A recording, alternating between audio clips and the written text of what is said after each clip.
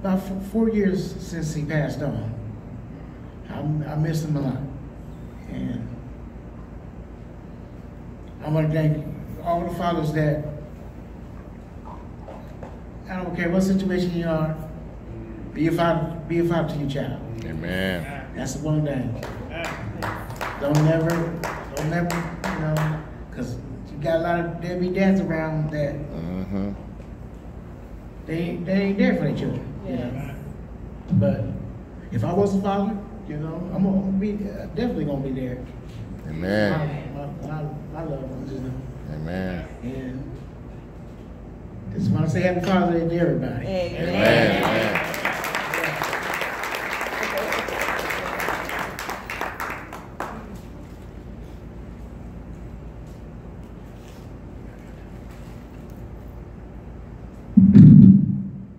First, I want to tell all the wonderful fathers Happy Father's Day. Amen. And there's two in my life that I want to honor tonight today. And the first one is my uncle, Jack Shelby. Amen. And I always look to him as my father because he's been there for me since I was really little, like the start of age of 5. Amen. And he's been there for every birthday, everything. And even though he lives far away, I still get to see him and stuff. And he's one person that I can look up to no matter what and come to for advice. Like what people say, you can't really talk to your fathers about anything, but with him I can. Another person is my mom, because she's a single mother, and growing up with a single mom, she kind of had to play mommy and daddy for me.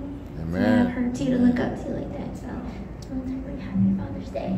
Amen. Amen.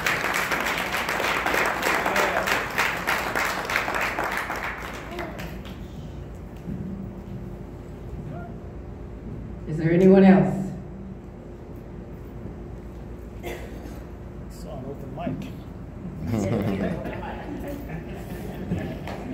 I just wanted to honor my own father, Paul Inglis, who passed when I was in my early 20s, but he was a presence in all of his children's life that to this day, he's the main driving factor of how we all turned out. I want to thank him for that. Amen. But I also want to thank my husband because when I see how God gives us perspective by letting us stay here for a long enough time to the things that I didn't appreciate about my father, his kindness, his helping others, his patience with us.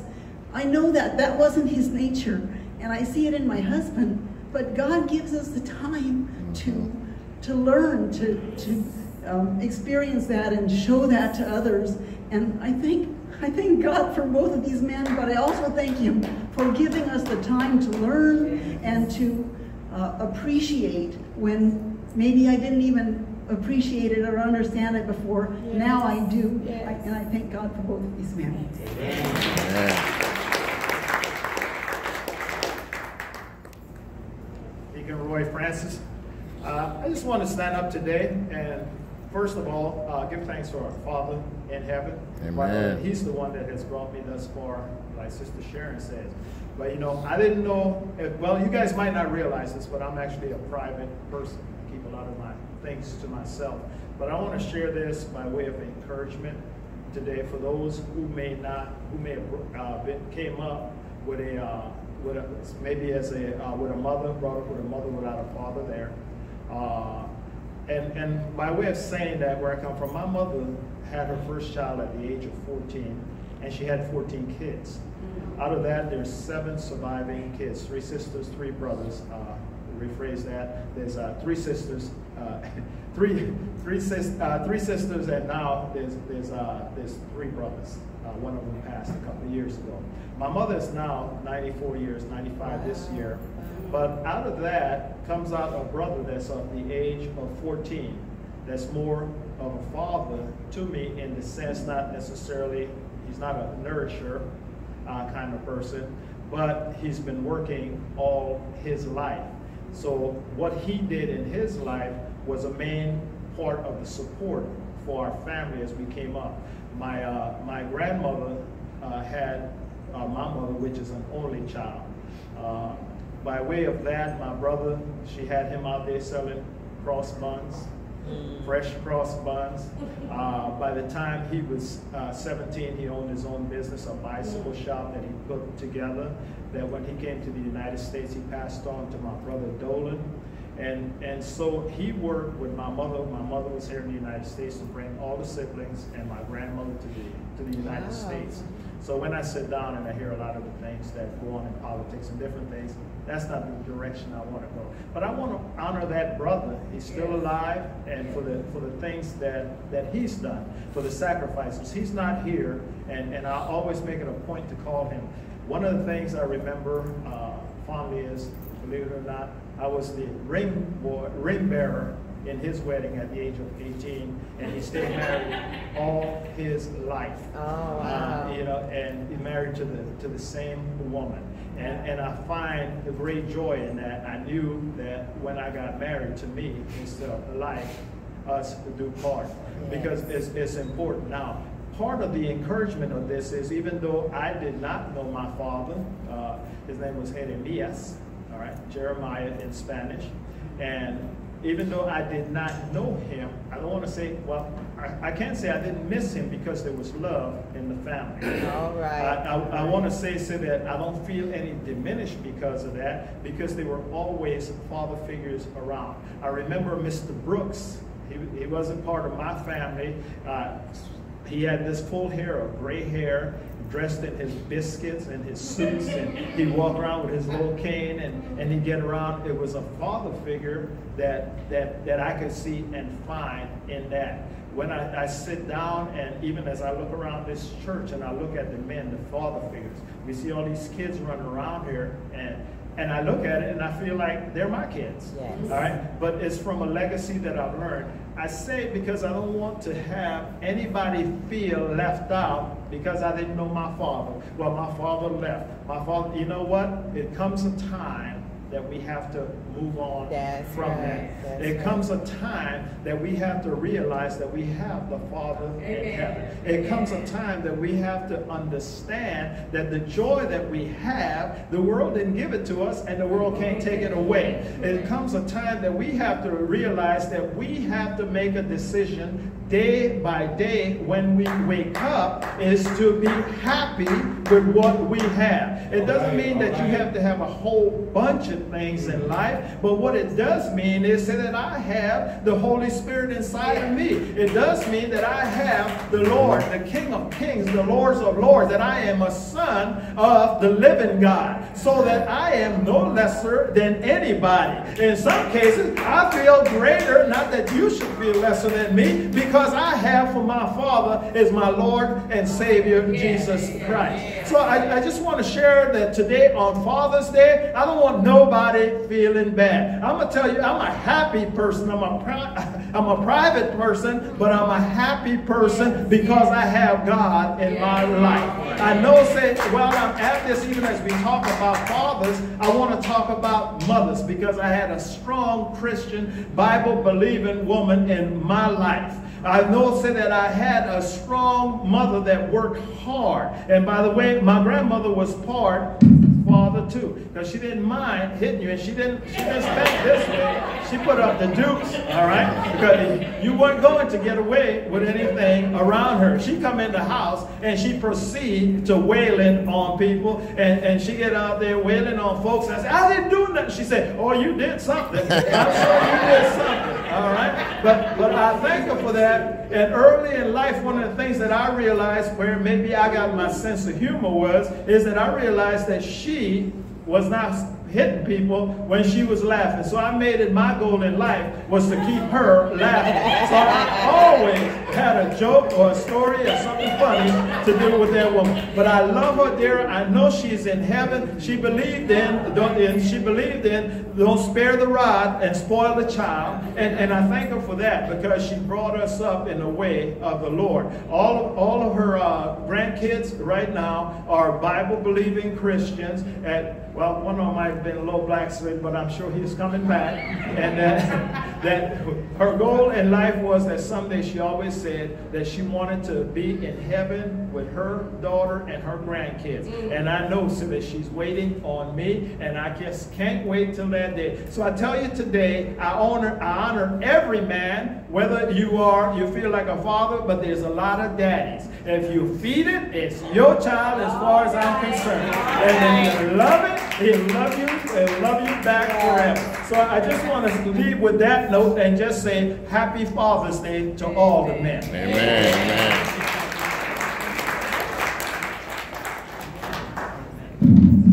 All right, so I haven't done this or anything, so I'm kind of nervous, but I want to, my mom is not necessarily my father. I want to say Happy Father's Day to all the fathers out there, but I really wanted to appreciate my mom for always being there for me and never letting me down and always being there for when I'm low, even though we have our ups and downs and our arguments and everything. She's still the one that I have in my life to look up to and always look forward to have and stand by me. And I just wanted to thank her for everything she has done for me, and in Jesus' name, amen. Amen. Amen. Amen. Good job, sir. Good job, sir.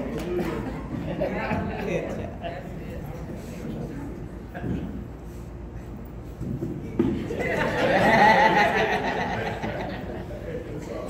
Giving all grace and honor to my King Jesus. Yes. I'm nervous also. I remember my father used to, well, he didn't used to, he worked real hard in the Bay Area in Hunters Point when we were coming up.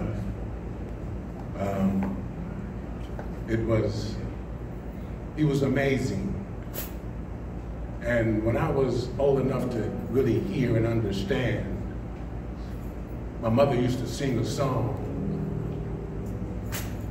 all the time, every day. My father used to come home, he used to relax and just take it easy and relax himself and wash all the dirt and the cysts off of his body after working all day long. Amen. So I told myself, and I'm gonna do the same thing. Yes. So as I was growing up, I followed into my father's footsteps. To make a long conversation short, he was a wonderful man. He was a wonderful man. Only God knows who my father was to us. They both are here listening. I have the honor and the privilege every day of my life to thank them because I know they're with the Lord. Yes, yes. Thank you. Thank both of my fathers. I have 3 fathers, but I just think of both. And I remember a song that my mom used to sing to us, and I sing it from time to time because it meant so much to us, to our families, to those who believe and trust and obey in him, that he will always walk with you and talk with you throughout your life if you just believe and ask him. Just ask, because he has brought me such a mighty long way. And I just want to say to men, I applaud you this morning. Amen. I applaud you for standing by and standing up to the life that we have today, which is not very easy. But I just thank the Lord, because all you got to do is just say, Lord, I need you. Yes. I need you every day of my life, Father. So I'll just sing a little bit of this song because it just goes out to the fathers and everyone. Walk with Jesus and talk with him and just ask him to be with you, and he will. I want Jesus to walk with me. I want my Jesus to walk with me. All along this pilgrim's journey, I want my Jesus to walk with me. In my trials, he'll walk with me. In my trials, he'll walk with me. All along this pilgrim journey, I want my Jesus to walk with me. In my sorrows, he'll walk with me. In all of my sorrows, he'll walk with me. All along this pilgrim's journey. Thank you, Lord. Just thank you. I want my Jesus. Thank you, Lord. Oh, just thank you. To walk with me. All I've been through, Father, you were there for me. I just thank you this morning for bringing me as far. At this age of my life, in this time of my life, I just want to thank you so much for walking with me, Father. Thank you, church. Amen. God bless. Amen.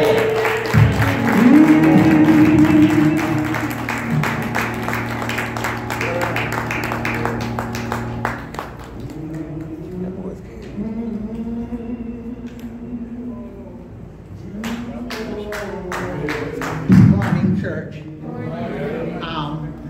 As those who've gone before me have said, first I thank my Father in heaven. Yes. And I thank him for giving me the Father that he gave me.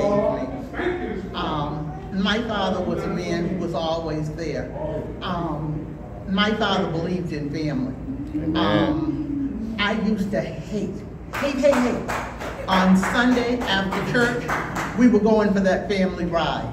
And you have to understand there were 6 of us. And if you've ever been in a car with 6 people, it's not fun. We used to do things, my brothers would lick our ice cream when our back was turned and things like that. But my father said it's okay. A couple of things. One of the things, my father was like a man who believed in first. My father was the first black bus driver in Massachusetts. He was the first black guard at the state prison. You know, it was just one of those things. I grew up in an all-white neighborhood. You all didn't mean anything to me. I know that's right. But he made sure that I knew who I was. I wasn't white, I was colored. There's a difference, you know. I grew to be black. The one thing he always said to us, like I would come home and say, oh, Daddy, I was so good at so-and-so. And he always used to tell us, anybody can be good. Good isn't good enough. Always give back. Yeah. You have to give back. People would come to our house and there was no excuse for not being kind and courteous. If you didn't like somebody, he would say you don't have to like them, but you got to be kind to them. So I try to carry that on. The second person was my husband. You know, when I met him, I had 4 kids. We got married. And the one thing that I always remember about him, he never referred to my children as his stepchildren. He would always say that they were the children. He wouldn't allow anybody else to call them stepchildren. They were his children, and I respect that. And then my favorite men of men, who you all know is my son-in-law, couldn't love him more. Now, the big thing in our family, and we told him when he got married, we gave him my daughter. But I've learned my daughter can leave. We're keeping her.